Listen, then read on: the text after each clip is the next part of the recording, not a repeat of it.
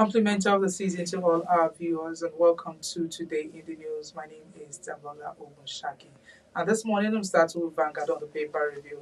Vanguard is leading with 2026 federal government, 34 states commits 93 trillion naira to tackle hardship. To spend 49.39 trillion naira on capital projects, recurrent gets 43.45 trillion naira. Lagos, Delta, Ogun, Enugu, Imo, Akwa Ibom emerge as top spenders. Ekiti, Yobe, Ondo, Nasarawa, Adamawa are least spenders. Lagos budget higher than entire northeast zone and five southwest states. You can see that story on page 5 of Vanguard newspaper. On page 9, appointment of judges. 34 nominees fail FJSC's integrity test. Lagos government to federal government. Apapa Bridge, Port Road, many may collapse soon. You can see that on page 10. Still on page 10, FAAC, 14 trillion naira fuel subsidy savings. Serap sues government and FCT minister. And here there's a photo story here with the writer that says they're supporting 21 years of flight time concert and festivals. And that story can be seen in Vanguard newspaper on page 26. Anatomy of an attack. Our United States warship launched over a dozen Tomahawks against Lakurawa terrorists. Each Tomahawk missile cost $1 million to $5 million, depending on payload. Strike launched directly from international waters above states in Lagos, Ogun, Oyo, Kwara to Sokoto. United States has struck terrorists in Borno State 3 weeks ago. Experts back partnership urge caution. You can see that on page 26.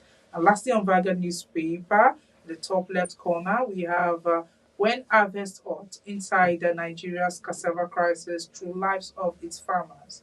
From planning to panic. That's coming from Busari. Femi Ajishafe, when theory meets the soil. Benue, emptying of the food baskets. Nasarawa harvesting makes no sense. That's all on Vanguard newspaper. Away from there, we move to the Punch.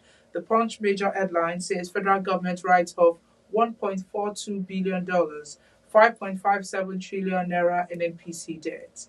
Presidential nod wipes off NNPC's legacy debt to Federation. NUPRC battles a 5.65 trillion naira revenue gap. You can see that on page 2. And on page 5, India arrests 4 Nigerians for drug trafficking. National Assembly workers protest alleged federal character breach.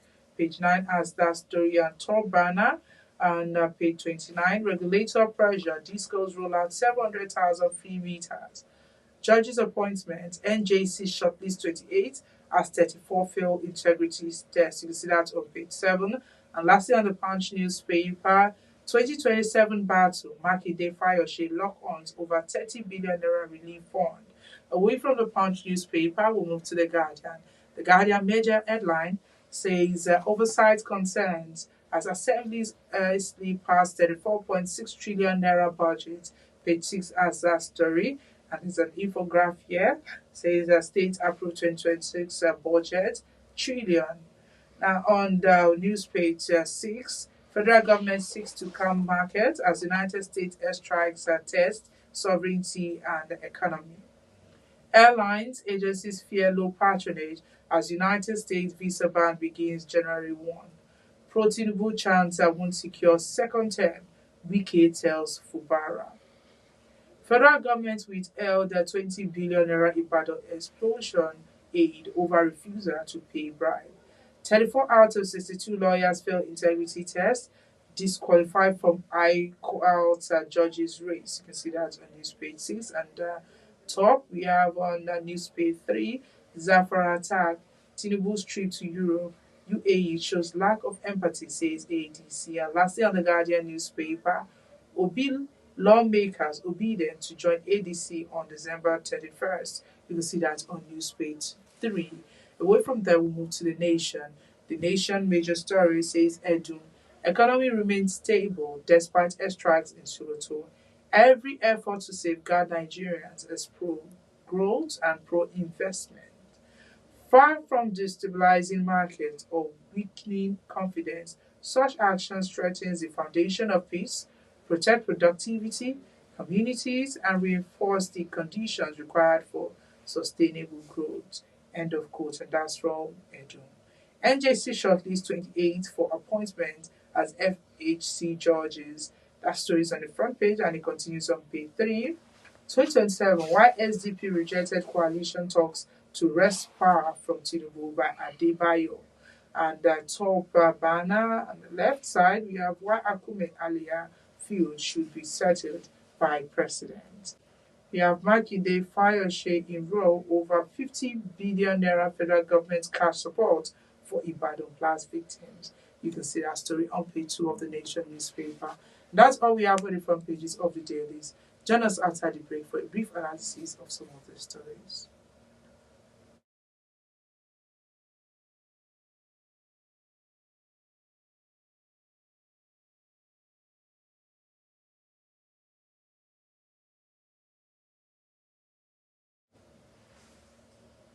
Welcome back. If you are just joining me, this is today the news of the life. My name is Tamlola Okushaki.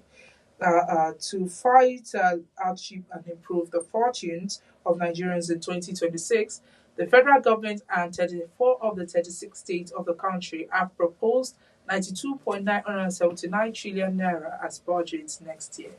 Rivers State, Borno, and the Federal Capital Territory (FCT) Abuja are yet to announce their budgets. The 92.979 trillion naira is higher than the 78.411 trillion naira that the federal government, 36 states, and the FCT spent in 2025, and the appropriations could be more by the end of 2026, as the federal government and most of the state proposals are yet to be passed by the various legislature, and there's also the likelihood of supplementary budgets. Now, in 2025, while the federal government revised its budget to 48.316 trillion naira, the 36 states budgeted 28.285 trillion naira, and the FCT had 1.81 trillion naira.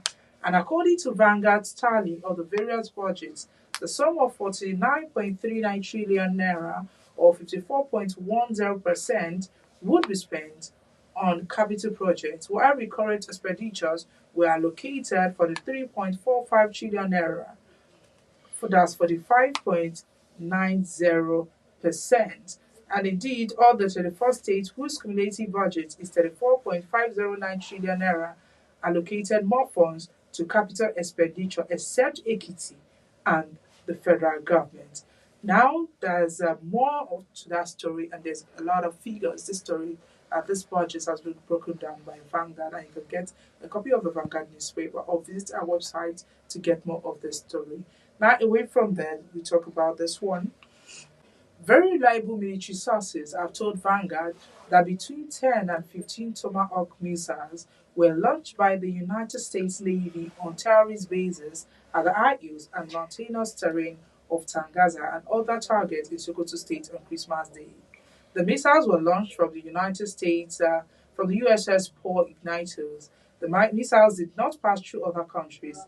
They were launched directly from international waters over Nigerian states to Sokoto. Between 10 and 15 missiles were fired, and the target hit.